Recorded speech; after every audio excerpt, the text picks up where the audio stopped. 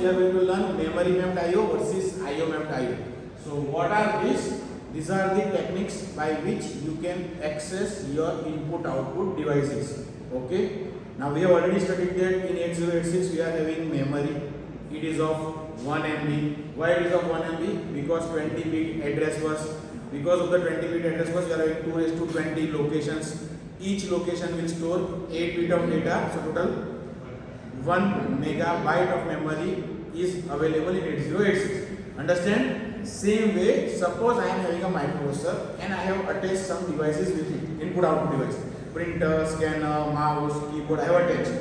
So what happens? I want to send data to printer, I want to read something from scanner, I want to do that, right?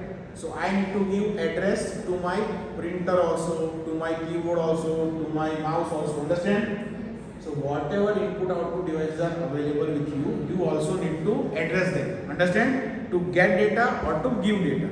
Clear? So these are the two techniques which are used to access your input output devices. Clear? What we are trying to do? We are trying to access our input output device. We want to give them some address. Yes, the same way you are having address for memory, same way you want to give the address to your input output devices.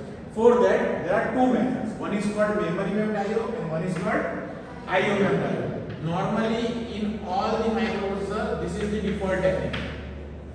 IO mapped IO is the default technique for accessing input output devices. In 8086, in IO mapped IO, you are having 16-bit IO address.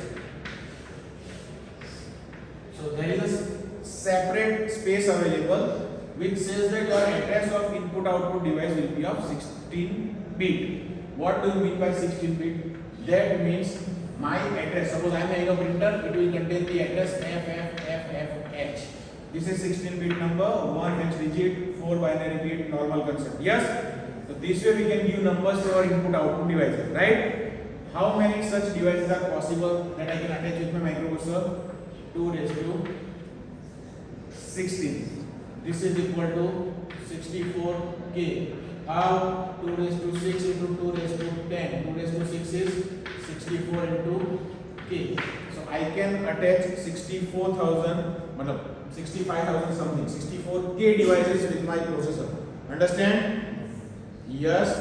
I am having a separate lines available which can access my input output device. That lines are 16-bit lines. Clear? Yes. Next is input output devices are treated separately than your memory. Understand? In this method, your input output devices are different, your memory is different. The address of memory is 20-bit, address of input output device is 16-bit. Understand? Yes. Next is you can use only two instructions in this, in and out. If you want to print something or give command to your device, you can use out. If you want to take something from a device, you can use in. Understand? You can only use one register in this method, that is A. You can use only accumulator to get the data or to print the data. You can't use any other register. Understand? Yes. As I said, memory is treated differently and your input output are treated differently. So there are 4 commands, the 4 signals that you require: read, write. Read memory, write memory, read IO, write IO. So there are 4 signals needed. So based on these 4 signals, your microprocessor will go to memory or to input output device and do read or write operation. Understand? Yes. This is fine. This is your default type. Now, concentrate. In memory mapped IO, in case of 8086, if this is my memory, how many locations possible? Total 1 million location. Each location carries a byte, right? In this case, your memory is treated as IO. So memory is equal to IO. So same address that you are using for memory, same address you are using for IO. What happens is, suppose this is my memory location. On this location, printer is connected. So I simply need to give this address and it will access my printer instead of memory. Understand? So your memory is treated as IO. So there is no separate space. What's the advantage? Your address will be of 20 bit. What do you mean by 20 bit address? Now you can access 2 raised to 20 different input output devices. So you can attach 1 million devices with your microprocessor. That is the advantage. Understand? Yes. Okay. Now as you are directly accessing memory, so all the instructions available for memory are available to you. So here it was in and out only. Here all the instructions are available. All the registers are also available. So you can use whatever registers you want to use to access or to give data or to take data. Understand? And last, here you require 4 signals because you need to treat IO differently, memory differently. Here your IO is memory only. So you only require 2 signals. Read memory, write memory. Khatam. Understand? This is the basic difference between memory mapped IO and IO mapped IO. Clear? Which one is better according to you? Which one is better?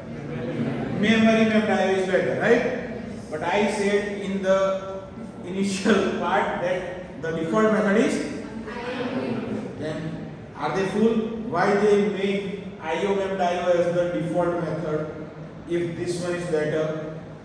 Because sometimes it looks good on paper but it is not actually good.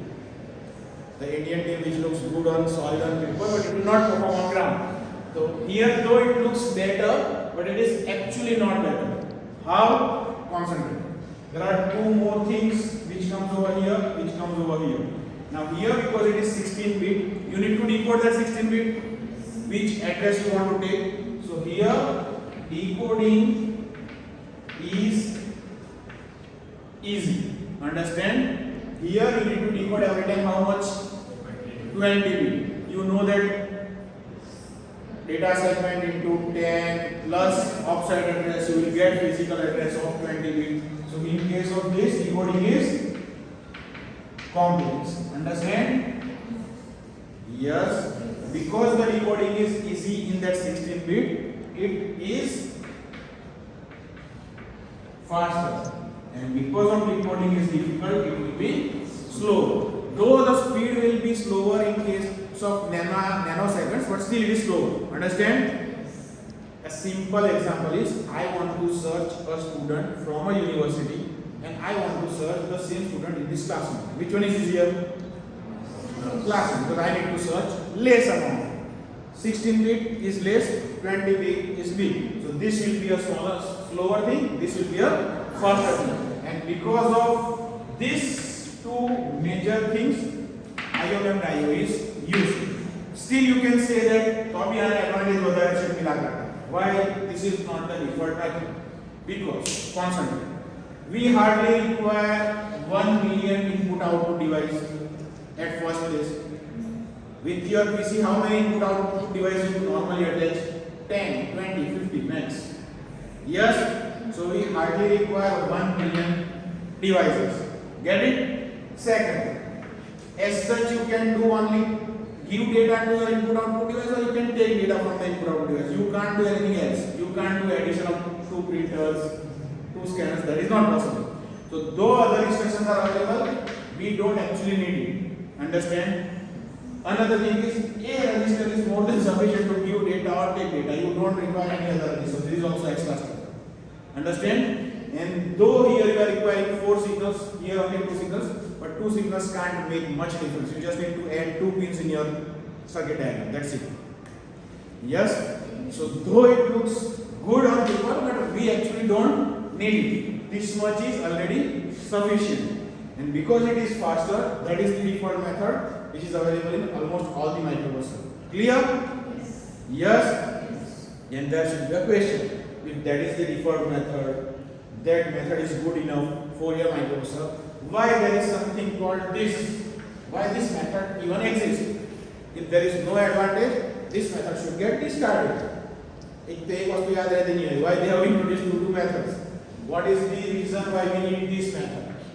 So the major reason why you need this method is because of this. It can allow you 1 million input output device. So normally when there is a controller, there is a difference between microprocessor and microcontroller. Processor will do multiple tasks. controller will do specific task. Okay, let's take the example of firecracker. આપણે YouTube માં firecracker કરવું છે. Freshers juniors આવ્યા એટલે બરાબર ને આખા કેમ્પસમાં 5 લાખ ફટાકડા ફોડવા છે એક સાથે. એક બટન ક્લિક કરો એટલે 5 લાખ ફટાકડા ફોડવા જોઈએ. એવું થાય ને? On a day of New Year, people will do this firecracker work, right?